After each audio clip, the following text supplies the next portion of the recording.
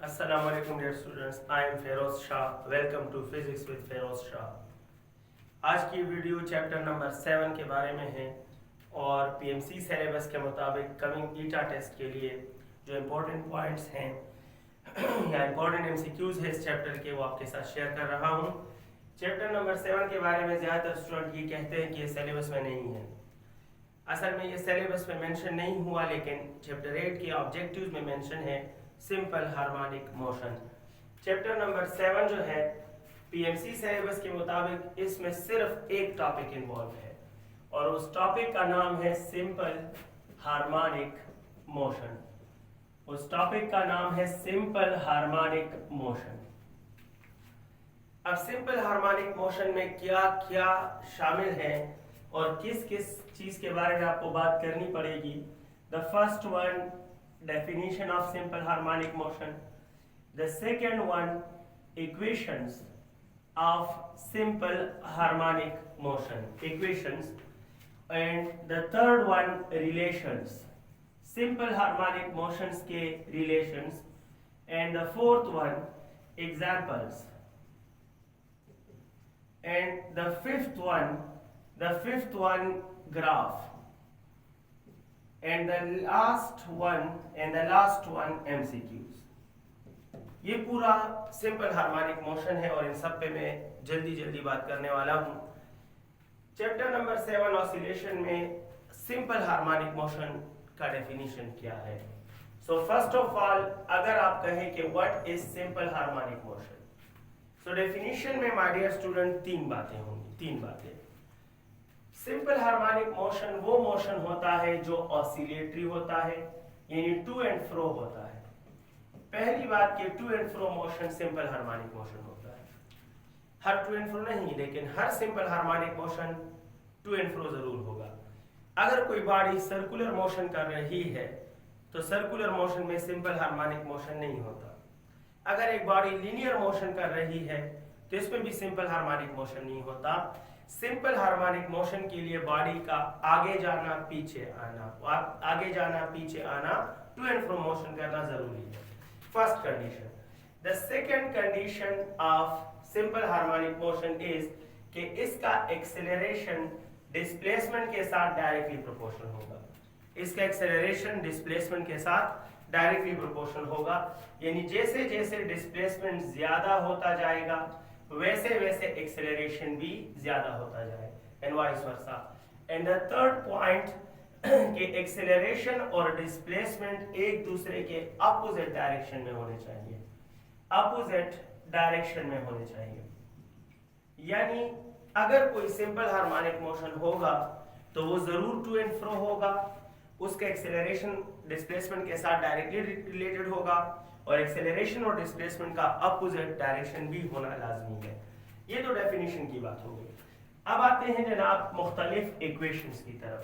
Simple harmonic motion के equations क्या क्या है, मैं चाहता हूं कि आपको सारे इक्वेशंस एक लिस्ट में बता दूं, so that will be good for you.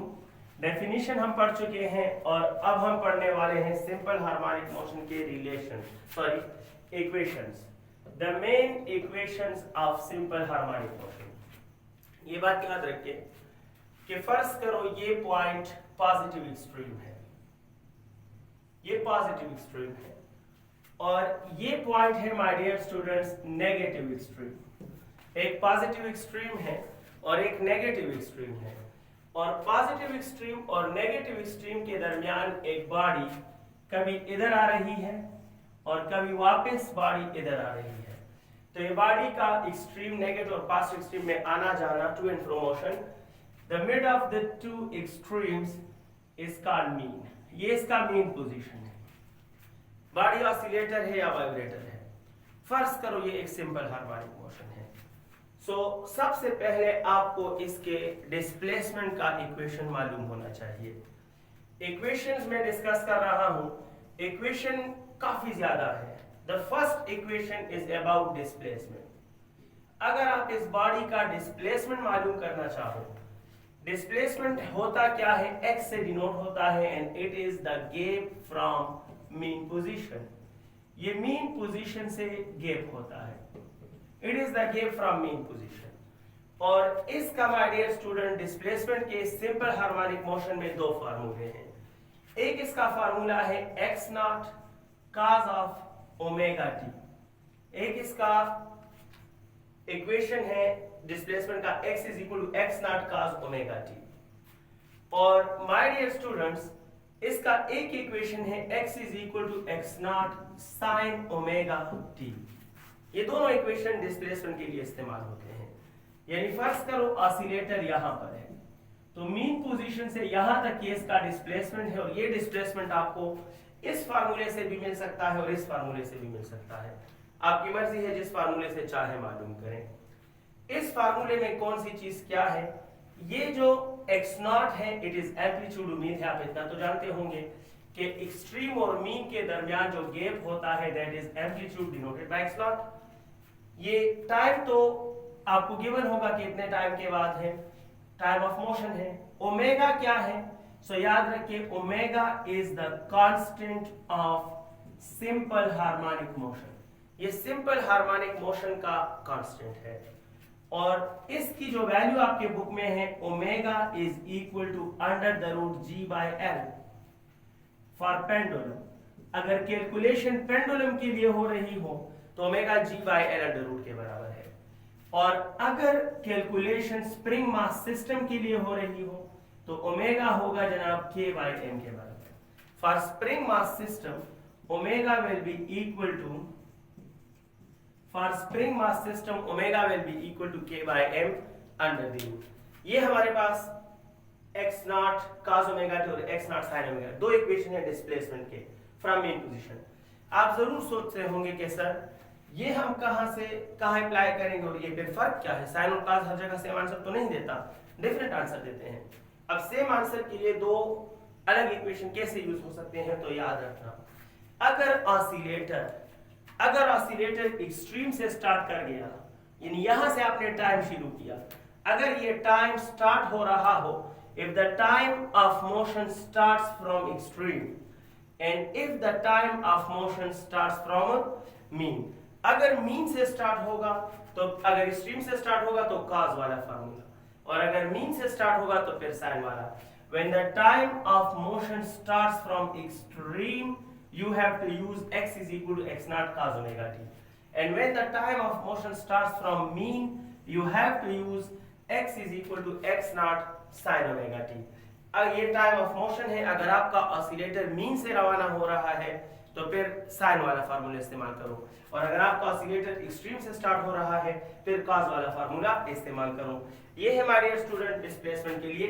Let me verify कि ये मैंने टी लिखा है, ऐसा ना हो उल्टा लिखा हो। कॉस है, अगर फर्स्ट करो एक्सट्रीम है और t/4 हो, सो मीन बन जाएगा n t/4 n 2 pi by time period n t/4, तो t cancel, it is pi, बिल्कुल सही है, मैंने जो लिखा है ठीक लिखा है। नेक्स्ट हमारे पास है इक्वेशन है हमारे student the second one, acceleration. देखो मैं इक्वेशंस लिख रहा हूं, सिंपल हार्मोनिक मोशन के सारे इक्वेशन डिस्कस करता हूं। सेकंड इक्वेशन एक्सेलरेशन का है। एक्सेलरेशन का जो इक्वेशन है हमारे स्टूडेंट्स वो है a is equal to minus omega square x, और ये ओमेगा स्क्वायर जो होता है it is also called constant of simple harmonic motion. यही दरअसल कांस्टेंट है। Omega square is the root of omega square is constant and omega is the root of constant, so omega square constant of simple harmonic motion है। और याद रखिए कि omega का general form है 2 पाई बाय टाइम पीरियड, और इसका general form है omega is 2 pi into frequency, लेकिन ये इसके जनरल मैथमेटिकल फॉर्म है, ये जनरल मैथमेटिकल फॉर्म है। और ओमेगा का स्पेसिफिक मैथमेटिकल फॉर्म क्या है? स्पेसिफिक मैथमेटिकल फॉर्म है omega is g by l under root for pendulum and omega is equal to k by m for spring mass system. ये इसके specific हैं, ये जनरल है। ये जनरल इसलिए है क्योंकि ये हर ऑसिलेटर के लिए इस्तेमाल होंगे, और ये मैथमेटिकल फॉर्म सिर्फ स्पेसिफिक ऑसिलेटर के लिए है, ये पेंडुलम के लिए है, और ये स्प्रिंग मास सिस्टम के लिए है। Acceleration of simple harmonic motion का फार्मूला आपको clear? Next formula number 3, and that is for velocity. Velocity of simple harmonic motion का फार्मूला है omega under root x naught square minus x square. X naught तो fixed है, x naught यहां से यहां तक ये फिक्स्ड है, चेंज नहीं होता। ये एक्स चेंज होता है, एक्स चेंज होता है तो ऑसिलेटर उस तरफ जाएगा या इस तरफ आएगा तो एक्स कम ज्यादा होगा। मुख्तलिफ पॉइंट्स पर वेलोसिटी मुख्तलिफ होती है। अब ओमेगा आप जान गए हो, ओमेगा के बारे में मैं मजीद बार बार नहीं कहूंगा कि G by L under root pendulum और K by under root spring mass system और 2 पाई एफ जनरल और 2 पाई बाय टी जनरल, ये ऐसा आप समझ गए हो। इस इक्वेशन से हमें पता चलता है कि वेलोसिटी जो है वो मिनिमम होगी, मिनिमम यानी जीरो होगी एक्सट्रीम पोजीशन पर। Velocity will be minimum at extreme और velocity of oscillator will be maximum, ये मैक्सिमम होगी और मैक्सिमम होगी एट मीन पोजीशन और मैक्सिमम की वैल्यू बनती है ओमेगा एक्स नॉट। याद रखना मैक्सिमम वेलोसिटी मीन पर होगी और इसका फार्मूला है ओमेगा एक्स नॉट, क्योंकि मीन पोजीशन के लिए x 0 हो जाएगा और x 0 तो x नॉट का स्क्वायर और रूट कैंसिल हो जाएंगे तो ओमेगा और x नॉट मिलकर मैक्सिमम वेलोसिटी रिप्रेजेंट करता है। ये तो वेलोसिटी का इक्वेशन हुआ।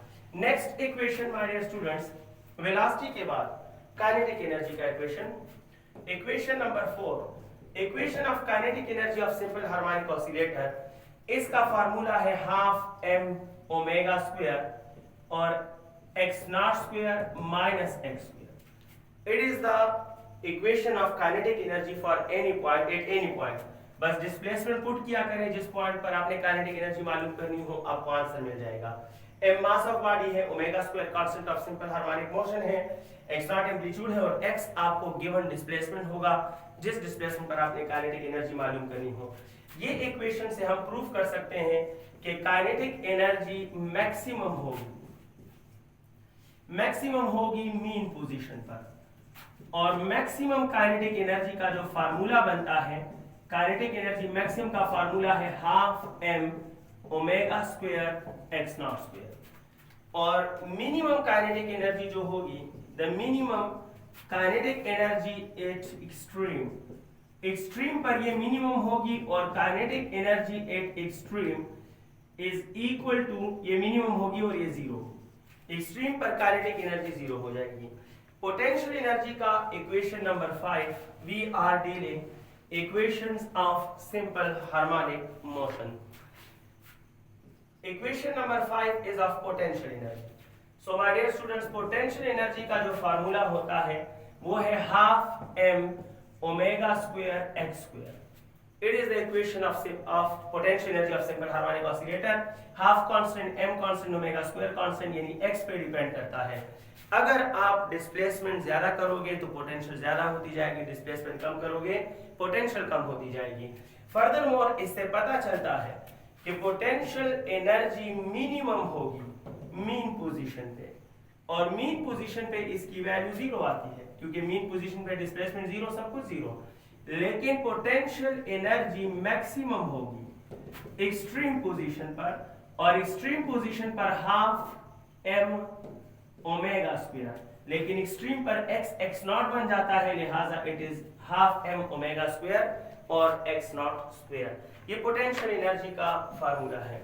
फर्दरमोर हम मजीद इक्वेशन लिखते हैं और वो है काइनेटिक एनर्जी का, सॉरी टोटल एनर्जी का। Equation number 6, total energy is always equal to half m omega square x naught square. इसका मतलब ये है कि इसमें सारी चीजें फिक्स्ड है, आप गौर तो करें। 1/2 भी कांस्टेंट है, m भी कांस्टेंट है, ओमेगा स्क्वायर भी कांस्टेंट है और एम्पलीट्यूड भी कांस्टेंट है। ये सारे कांस्टेंट क्यों आए हैं, इसमें कोई वेरिएबल क्यों नहीं है? क्योंकि जब ऑसिलेटर ऑसिलेशंस करता है तो पॉजिटिव एक्सट्रीम से नेगेटिव एक्सट्रीम तक जाने में, वापस आने में किसी भी पॉइंट पे इसकी टोटल एनर्जी में ना इंक्रीज आता है ना डिक्रीज आता है, टोटल एनर्जी हमेशा कांस्टेंट रहती है। इसीलिए इसके फॉर्मूले में मैथमेटिकल फॉर्म में सारे कांस्टेंट्स आए हैं। ये टोटल एनर्जी का फार्मूला है और टोटल एनर्जी के लिए आप नहीं कह सकते हो कि ये कहाँ मैक्सिमम होगा और ये कहाँ पर मिनिमम होगा। अगर इक्वेशन नंबर 7 आप ले लेना है मोमेंटम का, so you can also trace equation for momentum as well, and the momentum equation is P is equal to m omega x naught square minus x square. It is the equation of momentum of simple harmonic oscillator और आप देखिए इसमें m constant है, omega constant है, x not constant है, लेकिन x variable है। वजह यह है कि मुख्तलिफ पॉइंट्स पर ऑसिलेटर का मोमेंटम मुख्तलिफ होता है, कहीं पर ये मैक्सिमम होता है, कहीं पर ये मिनिमम। मोमेंटम की मिनिमम वैल्यू 0 होती है और ये होता है एक्सट्रीम पर, और मोमेंटम की मैक्सिमम वैल्यू होती है m ओमेगा x नॉट और ये होता है मीन पर। इट इज मैक्सिमम मोमेंटम, ये मैक्सिमम मोमेंटम है, ये मिनिमम मोमेंटम है, ये एक्सट्रीम पर होता है और ये मीन पर। आपने सिंपल हार्मोनिक मोशन के इक्वेशंस पढ़ लिए और ये आपको हर हाल में याद रखने होंगे। इनका प्रूफ आपको आए या ना आए, लेकिन एमसीक्यू सॉल्व करने के लिए इन इक्वेशन का आपको याद होना जरूरी है। अब इक्वेशंस के बाद हम रिलेशंस पे बात कर रहे हैं। सिंपल हार्मोनिक मोशंस के अंदर कुछ रिलेशंस है माय डियर स्टूडेंट्स, और वो रिलेशंस क्या है? Relation number 1, acceleration is directly proportional to displacement. Relation number 2 ये है कि kinetic energy potential energy is directly proportional to the square of displacement. Relation number 3, total energy हमारे पास नेक्स्ट रिलेशन है कि time period is inversely proportional to frequency. And fourth point का हो relations के बारे में, फोर्थ पॉइंट जरूरी नहीं कि रिलेशन हो। There is no relation between time period and amplitude. Point number 5, similarly there is no relation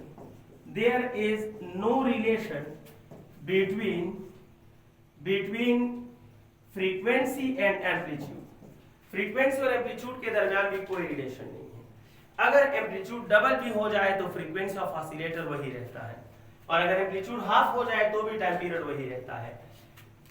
6 number में हम बात कर लेते हैं कि माय डियर स्टूडेंट्स, जो टोटल एनर्जी है that is directly proportional to amplitude square. जो 7 नंबर पे बात करें तो टोटल एनर्जी और मैक्सिमम पोटेंशियल एनर्जी और मैक्सिमम काइनेटिक एनर्जी, ये तीनों बराबर होते हैं, यानी तीनों आपस में डायरेक्ट रिलेशन रखते हैं।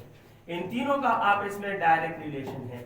याद रखिए कि मैं पोटेंशियल मैक्सिमम की बात कर रहा हूँ, सारी पोटेंशियल या हर पोटेंशियल की बात नहीं कर रहा, सिर्फ काइनेटिक मैक्सिमम की बात कर रहा हूँ, हर काइनेटिक एनर्जी की बात नहीं कर रहा।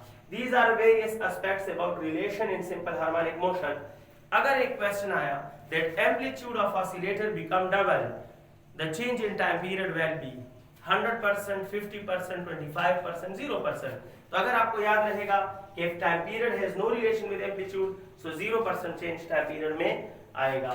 These were the different relations in simple harmonic motion। Next हमारा क्या है? रिलेशंस के बाद है माय डियर स्टूडेंट्स, आपको बताना है ग्राफ्स। सिंपल हार्मोनिक मोशन में ग्राफ्स के बाद फिर एग्जांपल्स आए। पहले एग्जांपल बता देता हूं, फिर हम ग्राफ्स ले लेते हैं। एग्जांपल्स आपके बुक में जो उठाए हैं वो है 3।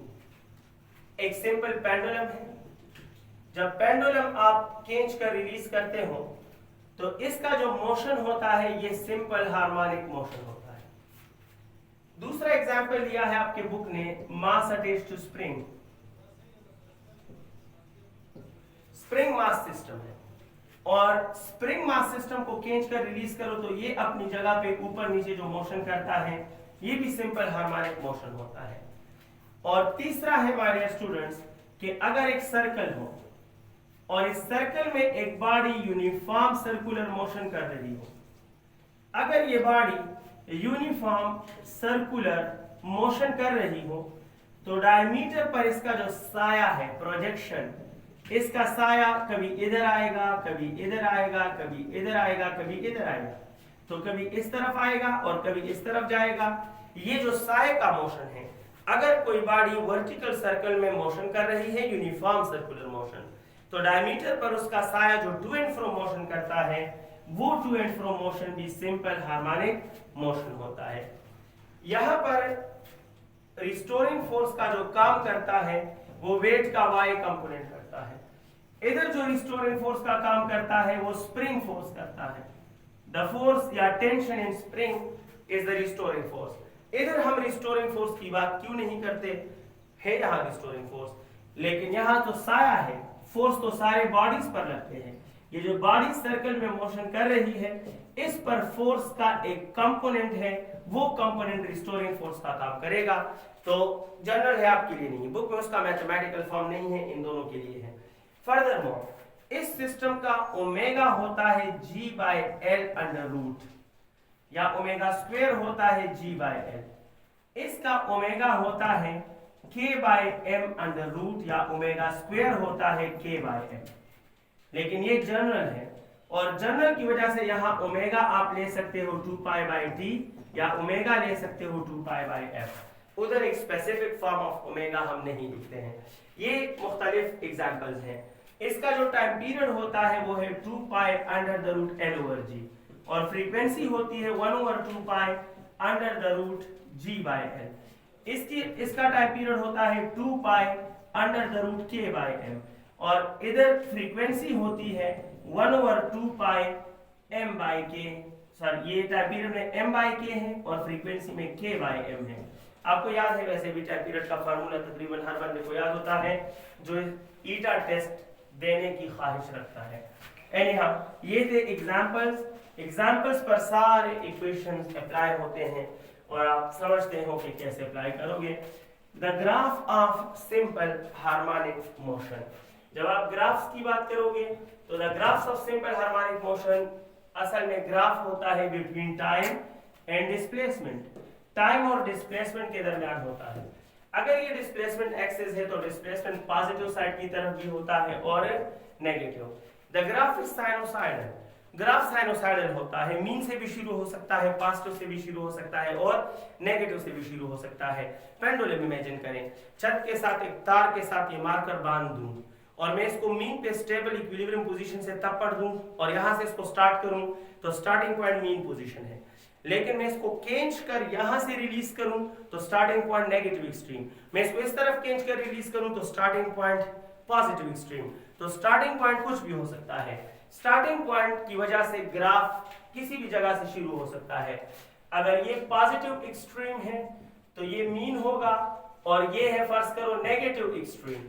तो आप समझ गए हैं कि काफी ग्राफ्स पॉसिबल हैं, दरमियान से भी आप ऑब्जर्वेशन कर सकते हो, बट हम टू द पॉइंट बात करते हैं और सिंपल केसेस ले रहे हैं। सो 3 स्टार्टिंग पॉइंट्स कंसीडर कर रहे हैं, पॉजिटिव एक्सट्रीम, मीन और नेगेटिव एक्सट्रीम। पॉजिटिव एक्सट्रीम से जो ग्राफ स्टार्ट होगा ऐसे होगा, that will be like this. Mean से जो स्टार्ट होगा तो वो हो सकता है ऐसे हो, डिपेंड करता है।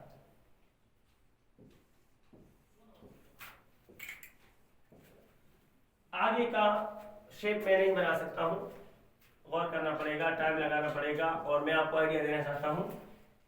अगर नेगेटिव एक्सट्रीम से स्टार्ट होगा तो it will be like this, ऐसे होगा। मतलब these are the 3 graphs of 3 different simple harmonic motion, started from positive extreme, started from negative extreme and started from mean। ये भी याद रखें कि अगर 2 स्टार्टिंग पॉइंट्स पॉजिटिव एक्सट्रीम और मीन हो तो इनके दरमियान फेज डिफरेंस 90 होता है, नेगेटिव एक्सट्रीम और मीन के दरमियान भी फेज डिफरेंस 90 होता है, और पॉजिटिव एक्सट्रीम और नेगेटिव एक्सट्रीम के दरमियान फेज डिफरेंस 180 होता है।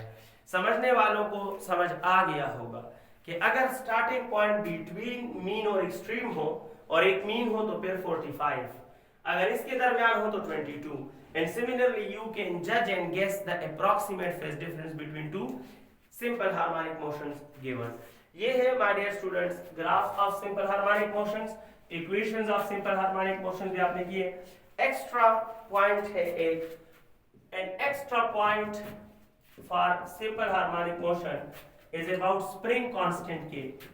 स्प्रिंग कांस्टेंट को याद रखें, इसको स्टिफनेस भी बोलते हैं, इसको स्टिफनेस भी बोलते हैं, और के का चेंज इन लेंथ के साथ कोई रिलेशन नहीं, no relation with change in length, elongation के साथ। स्प्रिंग इलांगेट कर रहे हो, कॉन्ट्रैक्ट कर रहे हो, इससे स्प्रिंग कांस्टेंट पे फर्क नहीं पड़ता। लेकिन याद रखना k is inversely proportional to original length. बिना इलांगेशन का जो लेंथ है, अभी आपने स्प्रिंग को इलांगेट नहीं किया, तो बिना इलांगेशन का लेंथ अगर ज्यादा हो तो स्प्रिंग कांस्टेंट कम होगा, और बिना इलांगेशन का लेंथ अगर कम होगा तो स्प्रिंग कांस्टेंट ज्यादा होगा। एक आसान सी बात जहन में रखिएगा कि स्प्रिंग को जितने टुकड़े करो उतना ही उसका स्प्रिंग कांस्टेंट बढ़ता है। ये तीनों मार्कर्स मिलाकर अगर मैं कहूं कि ये माय डियर स्टूडेंट्स ये है एक स्प्रिंग है, इसका स्प्रिंग कांस्टेंट के है, मैंने इसको 3 बराबर टुकड़े कर दिया तो इस एक टुकड़े का स्प्रिंग कांस्टेंट होगा 3 के। अगर 4 टुकड़े करूं तो एक टुकड़े का होगा 4 के, अगर 10 टुकड़े करूं तो एक टुकड़े का होगा 10 के। इन द लास्ट कुछ क्वेश्चंस कर लेते हैं, कुछ एमसीक्यूज कर लेते हैं ताकि आप ये आइडियाज अप्लाई कर सको। एमसीक्यूज में सिंपल हार्मोनिक मोशन के एमसीक्यूज में पहला क्वेश्चन, अगर आपसे पहला क्वेश्चन करूं that the change in time period, the change in time period of pendulum when its length and mass both are become 4 times। अगर आपने पेंडुलम का मास और लेंथ 4 टाइम्स कर दिया तो टाइम पीरियड में चेंज बताएं। Option A T, 2t, 4t या ऑप्शन डी 3t। आप कैसे सॉल्व करोगे? कहेंगे sir time period of pendulum का फार्मूला है 2 pi under the root L over G. क्या इसमें मास है? नहीं है, लिहाजा मास जो है वो 4 टाइम्स हुआ, इससे टाइम पीरियड में कोई चेंज नहीं आएगा। यह हमारे क्वेश्चन को सॉल्व नहीं करता। लेकिन आप देख रहे हैं कि time period of pendulum is directly proportional to the root of length. अगर लेंथ आप 4 टाइम करोगे, अगर आप इसको 4 टाइम करोगे तो 4 का रूट इधर 2 लगाएगा, 4 का रूट इधर 2 लगाएगा। इसका मतलब है कि टाइम पीरियड क्या हो जाएगा?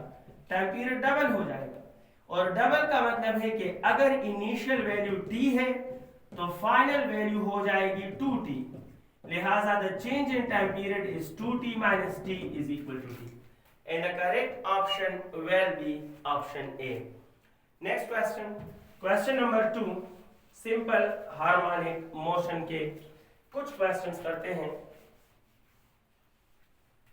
और the question is question number 2, if at 25 centimeter from mean position, if at 25 centimeter from mean position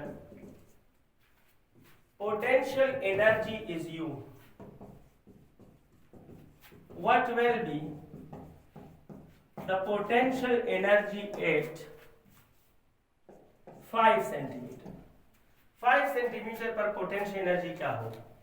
option A 25u, 5u, u by 5 और u by 25, u by 25। Solve कैसे करोगे? कहेंगे सर हमें पता है कि potential energy is directly proportional to the square of displacement. ये square of displacement के साथ डायरेक्टली है, ठीक है। अब पहला डिस्प्लेसमेंट x1 जो था वो 25 सेंटीमीटर और दूसरा डिस्प्लेसमेंट 5 सेंटीमीटर है, तो 25 से 5 तक गिरना या आना, इट मीन के डिस्प्लेसमेंट को 1/5 किया गया है।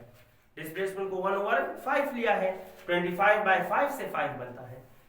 अगर मैं यहाँ 1/5 लगाऊंगा तो 1/5 1 का स्क्वायर 1 आ जाएगा। देखो the square of 1 will give you 1 but the square of 5 will give you 25। इसका मतलब ये है कि पोटेंशियल एनर्जी 25 टाइम्स कम हो जाएगी, लिहाजा the correct answer is option D. Option D ठीक रहेगा। नेक्स्ट क्वेश्चन, क्वेश्चन नंबर 3,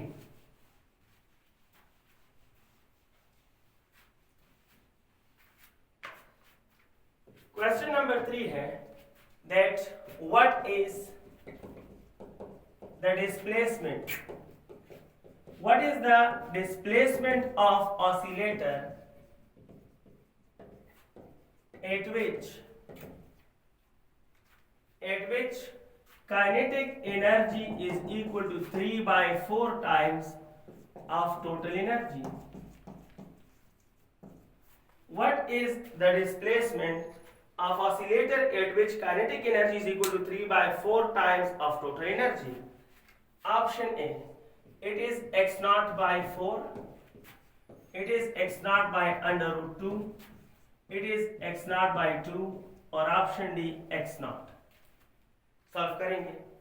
आप कहेंगे सर हमें दिया गया है कि kinetic energy 3/4 of total energy है और हमें हमारा टास्क मिला है डिस्प्लेसमेंट फाइंड आउट करें। सो डिस्प्लेसमेंट मालूम करने के लिए हम काइनेटिक एनर्जी की जगह लिखेंगे हाफ m ओमेगा स्क्वायर और लिखते हैं x naught square minus x square is equal to 3/4 और टोटल एनर्जी की जगह लिख सकता हूं half m omega square x naught square, half m omega square x naught square. अगर आप देखिए तो हाफ m ओमेगा स्क्वायर और हाफ m ओमेगा स्क्वायर दोनों साइड से कैंसिल हो सकते हैं। इधर रह जाएगा x naught square minus x square और इधर रह जाएगा 3/4 x नॉट स्क्वायर। ये x नॉट स्क्वायर उस तरफ ले जाए या x स्क्वायर उस तरफ ले जाए, x नॉट स्क्वायर इस तरफ ले आइएगा तो सोल्यूशन बनेगा, ये इधर आएगा तो माइनस हो जाएगा। So x naught square minus 3/4 of x naught square is equal to x square. ये इसके इक्वल है या इसके इक्वल है, एक ही बात है। So therefore x square is equal to x naught square minus 3/4 x naught square. Taking LCM, my dear students, the LCM will appear is 4. 4/1 तो 4x naught square minus 3x naught square, and hence x square is equal to x naught square divided by x naught square by 4. Taking root on both hand sides, our x is equal to x naught divided by 2. देखिए हमारे पास answer आया and the correct option is option C. Let me put another question. Question number 4.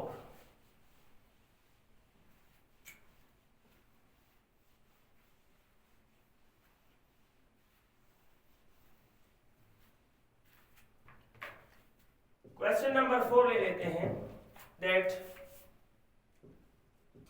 if spring is cut into 4 parts and mass is made double, then new time period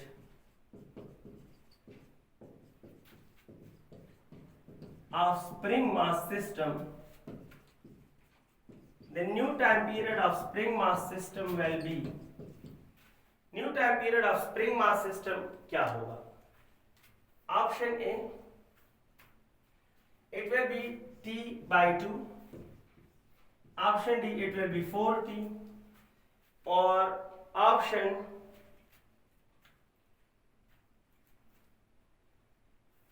C it will be T divided by under root 2, और option D एहतियातन ना ले रहा हूं क्योंकि शायद मेरा answer गलत हो, सोचा तो मैंने, लेकिन देखते हैं। स्प्रिंग मास सिस्टम का टाइम पीरियड होता है 2 under the root m over k, आप जानते हैं। अब इन्होंने कहा कि आप नया टाइम पीरियड t डैश बताओ। t डैश में 2 वही होगा, पाई वही होगा, अंडर रूट वही होगा, लेकिन इन्होंने छेड़खानी की है k के साथ और m के साथ।